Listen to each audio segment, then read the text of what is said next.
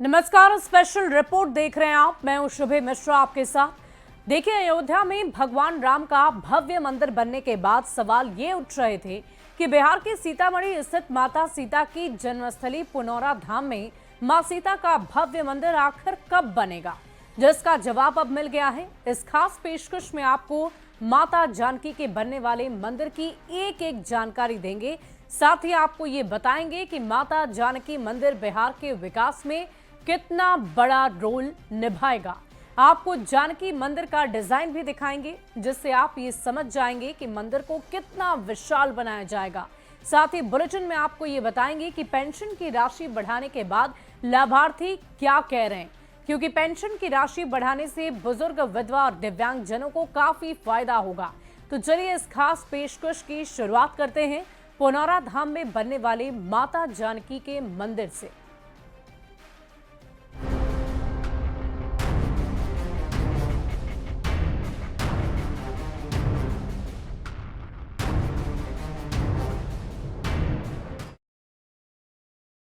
अयोध्या में भगवान राम का भव्य मंदिर बनने के बाद से ही इस बात की चर्चा पुरजोर तरीके से हो रही थी कि बिहार में माता सीता के जन्मस्थली पर उनका भी एक भव्य मंदिर बनना चाहिए। राम भक्त भी सीतामढ़ी स्थित पुनौरा धाम में माता सीता का मंदिर बनाने की मांग कर रहे थे।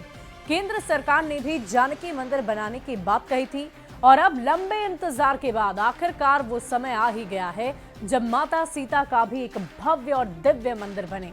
बिहार के मुख्यमंत्री नीतीश कुमार ने खुद अपने सोशल मीडिया पर एक पोस्ट किया और इस बात की जानकारी दी कि सीता मंदिर के लिए कैबिनेट की मंजूरी मिल गई है और जल्द ही इसका निर्माण कार्य शुरू हो जाएगा। साथ ही उन्होंने माता जानकी के मंदिर का डिजाइन भी पोस्ट किया, जो कि अद्भुत और अलौकिक नजर आ रहा है। ये खास रिपोर्ट आप भी देखिए।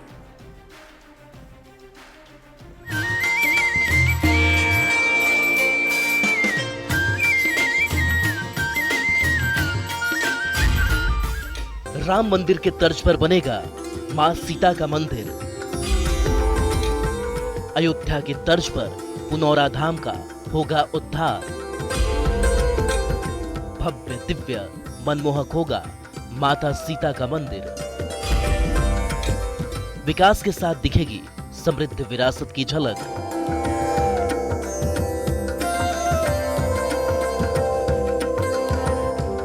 अयोध्या में प्रभु श्री राम विराज चुके हैं। राम भक्तों का इंतजार दशकों बाद खत्म हो गया। मर्यादा पुरुषोत्तम प्रभु श्री राम जब अयोध्या में विराजे तो हर किसी की आंखें नम हो गई थी। भव्य दिव्य अलौकिक राम मंदिर बना और जब उसमें श्री राम पधारे, वो ऐतिहासिक दिन दिवाली के त्योहार से कम नहीं था।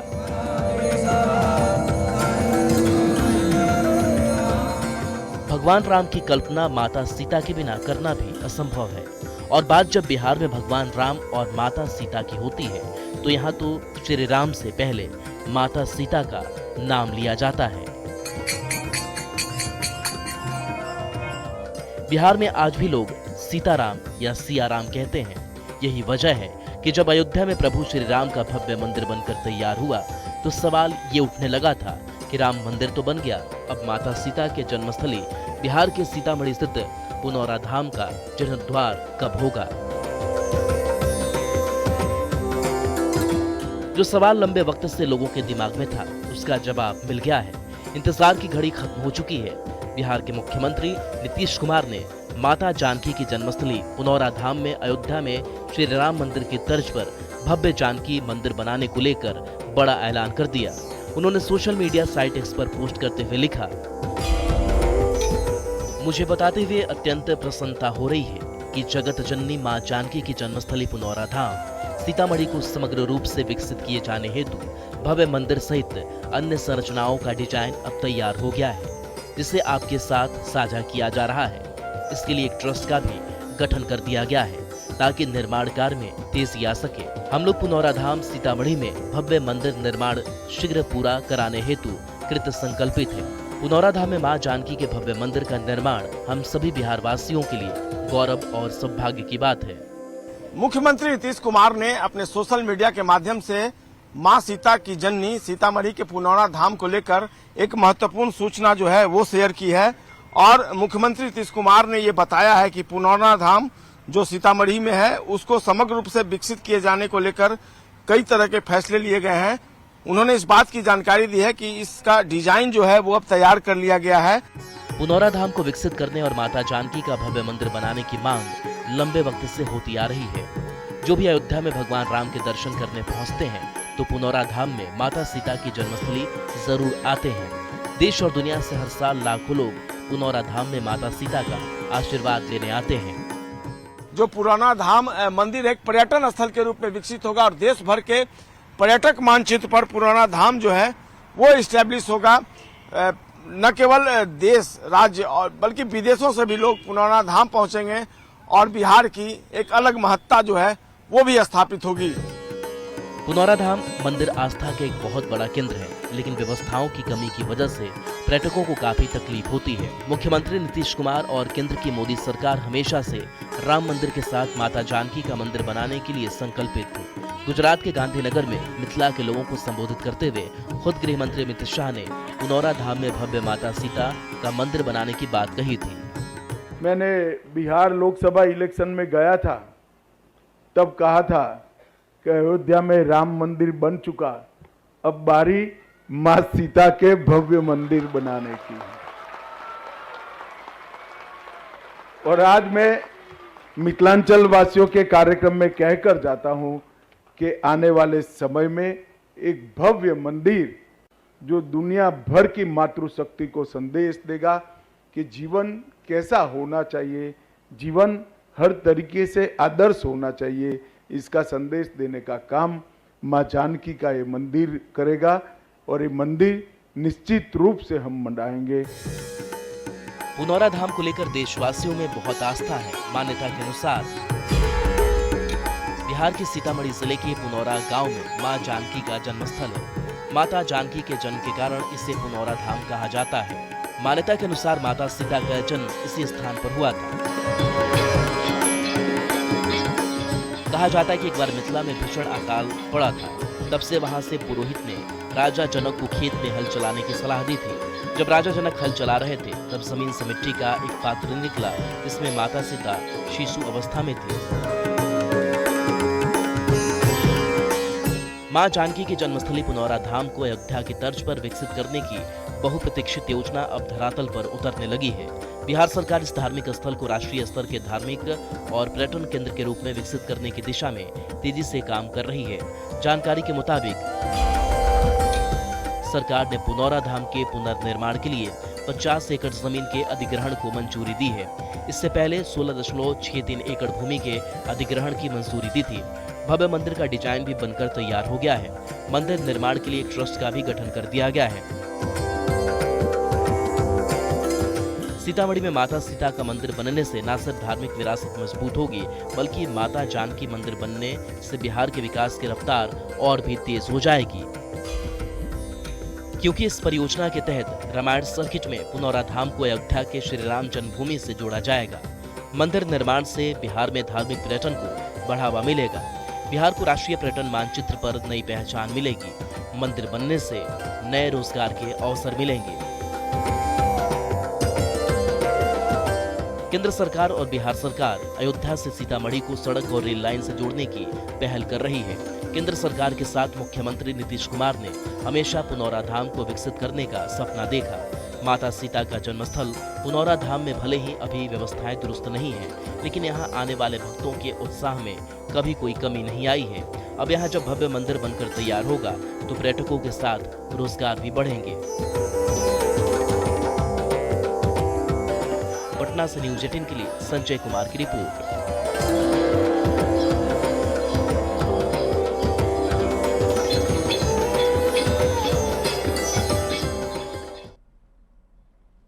और देखिए, माता सीता के मंदिर के निर्माण की मांग तो बहुत लंबे वक्त से हो रही थी। सरकार इस पर पहले से काम भी कर रही थी, जिसके तहत जमीन अधिग्रहण भी किया गया था। लेकिन अब मंदिर को बनाने की फाइनल जानकारी नीतीश कुमार ने तब दी है जब अगले कुछ महीनों में बिहार में विधानसभा का चुनाव है और ऐसे में अब इस पर सियासत शुरू हो गई है।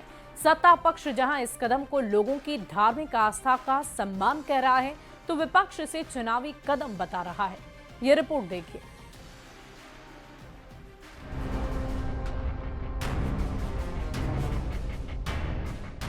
मुख्यमंत्री नीतीश कुमार ने माता सीता की जन्मस्थली पुनौरा धाम को विकसित करने और भव्य मां जानकी मंदिर बनाने का ऐलान कर दिया है, जिसे कैबिनेट से मंजूरी भी मिल गई है। लंबे वक्त से लोगों की मांग थी कि अयोध्या में भगवान राम के मंदिर की तर्ज पर पुनौरा धाम में भी माता सीता का विशाल मंदिर बने, जिसके जीर्णोद्धार का वक्त आखिरकार आ गया है। माता सीता के मंदिर के निर्माण का ऐलान ऐसे वक्त में हुआ है जब अगले कुछ महीने में बिहार में विधानसभा का चुनाव है, लिहाजा इस पर राजनीति भी होनी तय थी। नीतीश कुमार के ऐलान के साथ ही आरजेडी ने इसे सियासत से जोड़ दिया। अब सरकार की विदाई का समय है। अब बिहार को बनाने के लिए, बिहार को बचाने के लिए तेजस्वी यादव जी आ रहे हैं। बिहार की जनता के लिए काम होगा। ये सब प्रलोभन से अब जनता झांसे में आने वाली नहीं है। वहीं कांग्रेस का कहना है कि पुनौरा धाम के विकास के लिए महागठबंधन की सरकार ने पहले भी फंड दिए थे। मां सीता का भव्य मंदिर बने, इसमें कोई बुराई नहीं है, लेकिन दिक्कत कहाँ है? चुनाव आते ही घोषणाएं भारतीय जनता पार्टी और एनडीए करने लगती है, जबकि सबको मालूम है कि महागठबंधन की जब सरकार थी तब भी पुनौरा धाम के विकास के लिए हमने फंड सैंक्शन किए थे। हालांकि जेडीयू का कहना है कि नीतीश कुमार बिहार में धार्मिक और अन्य पर्यटन को बढ़ावा देने के लिए शुरू से ही काम करते आए हैं। ऐसे में माता जानकी के मंदिर के निर्माण का ऐलान भी लोगों की आस्था और धार्मिक पर्यटन को बढ़ावा देने के लिए किया गया है। सीतामढ़ी के पुनौरा धाम में माता जानकी के भव्य मंदिर का निर्माण बिहार वासियों के प्रति एक ऐसा तोहफा है जिसे लोग लंबे समय तक याद रखेंगे। सबसे खास बात यह है कि बिहार में पर्यटन के विकास के लिए माननीय नीतीश कुमार जी ने जो बहुआयामी कदम उठाए हैं, उससे बिहार बहुत तेजी से भारत के पर्यटन के मानचित्र पर आते जा रहा है। वहीं बीजेपी का कहना है कि माता जानकी का मंदिर बनने से दुनिया के नक्शे पर धार्मिक लिहाज से बिहार की एक अलग पहचान स्थापित होगी, जिससे न सिर्फ बिहार का विकास होगा बल्कि रोजगार के भी नए अवसर पैदा होंगे। पुनौरा धाम सीतामढ़ी के में माता जानकी के मंदिर का पुनरुद्धार और अयोध्या में श्री राम प्रभु का मंदिर बनने के बाद यह रामायण सर्किट की दिशा में एक बहुत बड़ा कदम होगा और बिहार को वैश्विक स्तर पर एक धार्मिक पर्यटन स्थल के रूप में पहचान दिलाने वाला होगा। निश्चित रूप से माननीय मुख्यमंत्री जी का यह कदम स्वागत के योग्य है। माता जानकी के मंदिर को विकसित करने का ऐलान ऐसे वक्त में हुआ है जब बिहार में अगले कुछ ही महीनों में चुनाव होने वाला है और ऐसे में इस पर सियासत होना भी लाजमी है। हालांकि माता सीता के मंदिर के निर्माण की मांग लंबे वक्त से की जा रही थी और सीएम नीतीश कुमार भी मंदिर के निर्माण को लेकर लंबे वक्त से चर्चा कर रहे थे। केंद्र सरकार की तरफ से भी कई बार कहा गया कि पुनौरा धाम में माता सीता का भव्य मंदिर बनेगा, लेकिन चूंकि चुनाव है तो इस पर राजनीति तो होनी ही थी। हालांकि इसका कितना फायदा विपक्ष को मिलेगा ये तो आने वाला वक्त ही बताएगा। पटना से न्यूज़ 18 के लिए संजय कुमार की रिपोर्ट।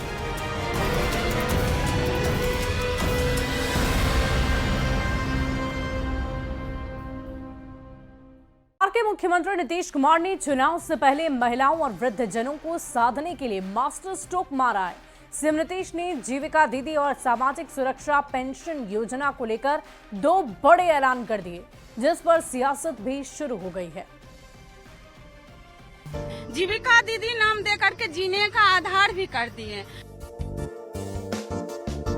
विमला देवी अपने नीतीश भैया को धन्यवाद करते नहीं थक रही। इनका कहना है कि नीतीश भैया ने इन्हें जीने का आधार दे दिया है। जीविका दीदी नाम देकर के जीने का आधार भी कर दिए। जैसे कि आप मान लीजिए हम लोग का पेमेंट में बढ़ोतरी किए हैं। सबसे जो गरीब दीदी या घर में जो भी महिलाएं हैं, वृद्धा पेंशन, विधवा पेंशन, उसमें जो 400 रुपया दे रहे थे उनको भैया ने 1100 रुपया।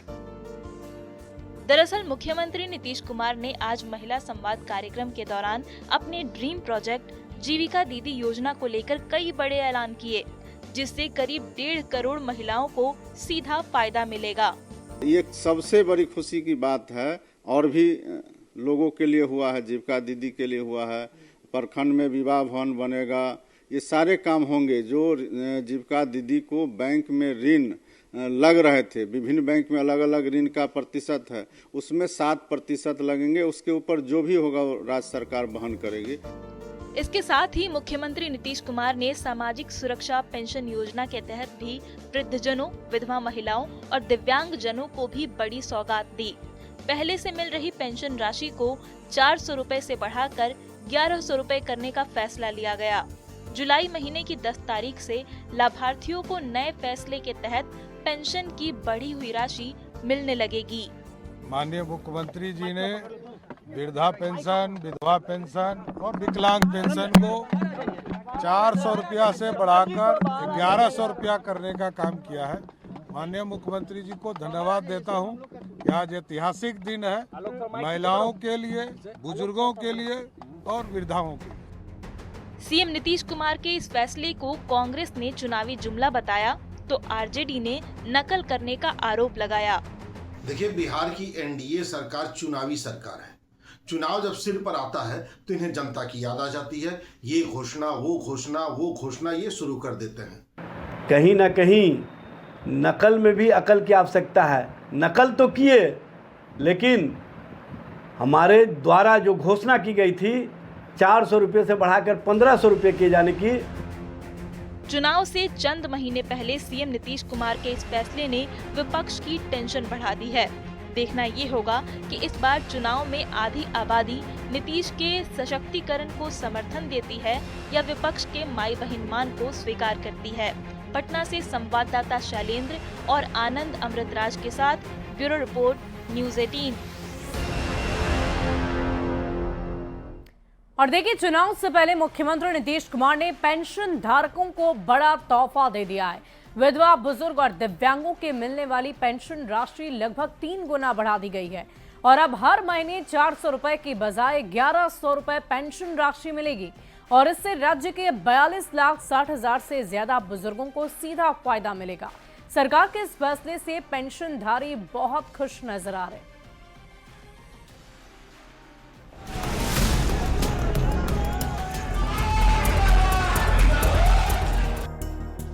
2005 से अब तक बिहार की सियासत एक व्यक्ति के इर्द गिर्द घूम रही है। नाम है नीतीश कुमार। नीतीश के बिना बिहार में कोई सरकार बनती ही नहीं और न कोई गठबंधन सत्ता की कुर्सी तक पहुंच ही पाता है। ऐसा यूं ही नहीं होता, इसके पीछे है नीतीश कुमार की वो सियासी समझ जो विरोधियों को सोचने से पहले ही चारों खाने चित कर देते हैं।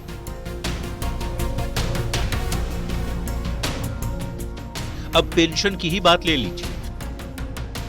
तेजस्वी यादव, प्रशांत किशोर दोनों ने सरकार बनने पर पेंशन की राशि बढ़ाने का वादा कर नीतीश के कोर वोटर महिला और बुजुर्गों को तोड़ने की कोशिश की, लेकिन उनका वादा ही बनकर रह गया। नीतीश ने विधवा, बुजुर्ग और दिव्यांगों की पेंशन को बढ़ाकर विरोधियों को मुद्दा विहीन कर दिया।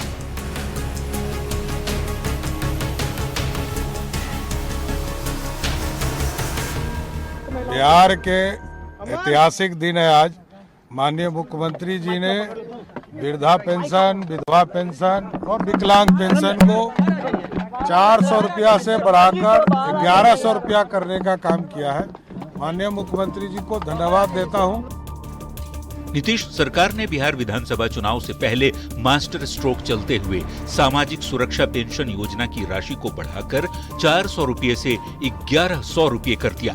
अब तेजस्वी यादव अपना पुराना वीडियो दिखाकर ये बताने में लगे हैं कि उन्होंने वादा किया था, इसलिए सरकार को ये करना पड़ा। पेंशन में पेंशन बढ़ा रही है सरकार की तेजस्वी का ऐलान। अब किसने क्या वादा किया था? वादा तब पूरा होता जब सरकार बनती। ये सब कुछ भविष्य के गर्भ में है। वर्तमान में सच ये है कि नीतीश कुमार ने सामाजिक सुरक्षा पेंशन योजना की राशि को जुलाई महीने से ही बढ़ाकर 400 रुपये से 1100 रुपये कर दी।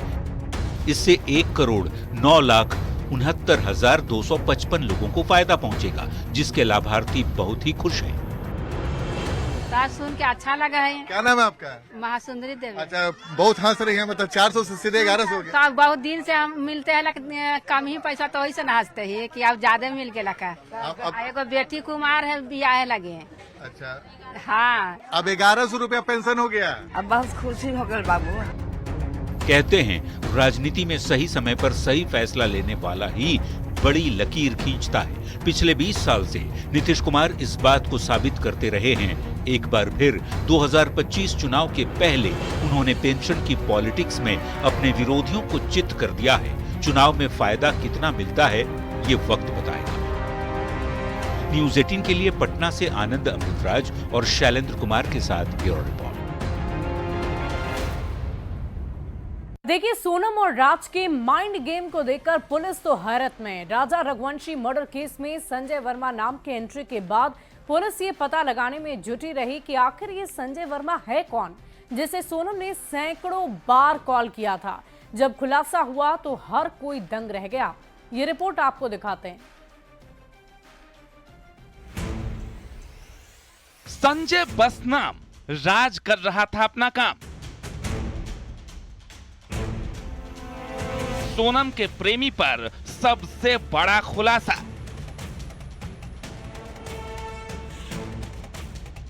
राज कुशवाहा ही निकला संजय वर्मा।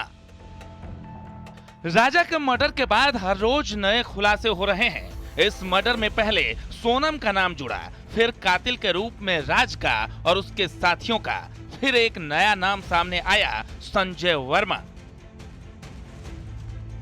पुलिस संजय वर्मा को तलाश रही थी। इस नाम के सामने आने के बाद पुलिस को लगा कि इस हत्याकांड में सोनम के साथ कोई और शख्स भी शामिल है, लेकिन सभी के होश तब उड़ गए जब राज कुशवाहा ही संजय वर्मा निकला।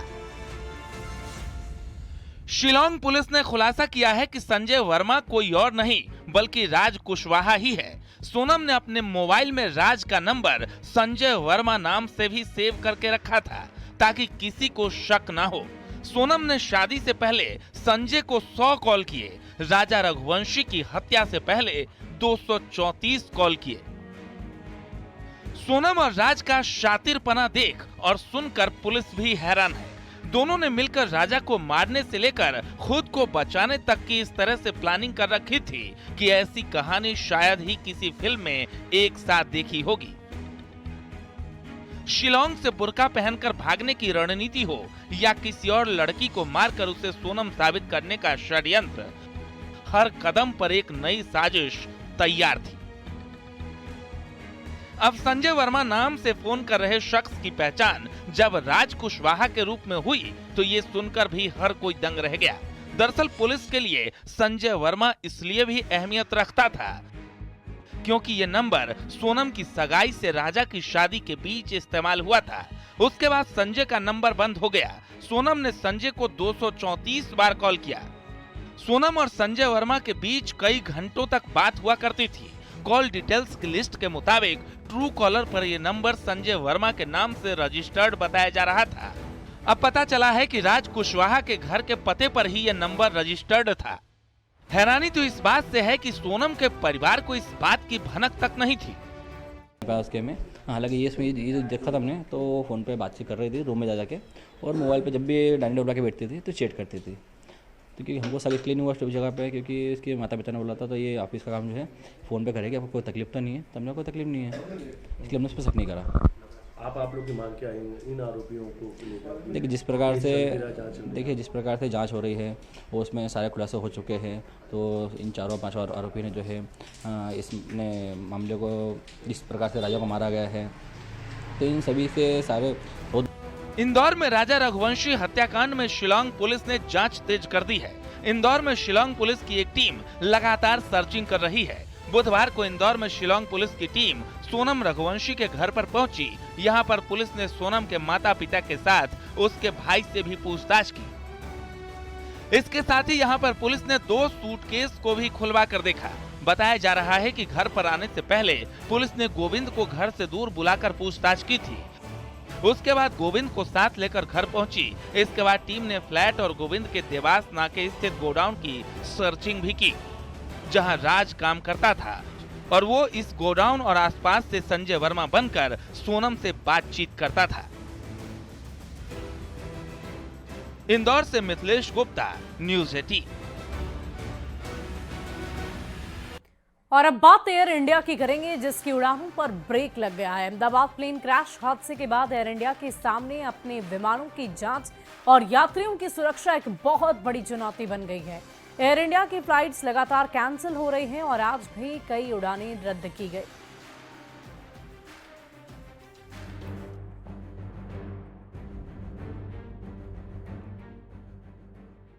अहमदाबाद हादसे के बाद एयर इंडिया लगातार अपनी सभी फ्लाइट की जांच में लगा हुआ है। इसी के चलते अब एयर इंडिया ने 21 जून से 15 जुलाई तक कई घरेलू और अंतर्राष्ट्रीय उड़ानों को रद्द करने का फैसला लिया है, जिसके तहत बोइंग 787 और 77 विमानों की सुरक्षा जांच की जाएगी। इनमें दुबई, चेन्नई, मेलबर्न, दिल्ली, हैदराबाद, पुणे, अहमदाबाद और मुंबई जैसे बड़े शहरों की फ्लाइट शामिल हैं। सबसे पहले आप ये जान लीजिए कि एयर इंडिया ने कौन कौन सी फ्लाइट्स कैंसिल की हैं। AI 906 दुबई से चेन्नई, AI 308 दिल्ली से मेलबर्न, AI 309 मेलबर्न से दिल्ली, AI 2204 दुबई से हैदराबाद, AI 874 पुणे से दिल्ली, AI 456 अहमदाबाद से दिल्ली, AI 2872 हैदराबाद से मुंबई, AI 571 चेन्नई से मुंबई। यात्रियों को अचानक हुए इस बदलाव से भारी परेशानी का सामना करना पड़ सकता है। हालांकि यात्रियों को एयर इंडिया की तरफ से वैकल्पिक उड़ानें या फिर पूरा रिफंड वापस दिया जाएगा।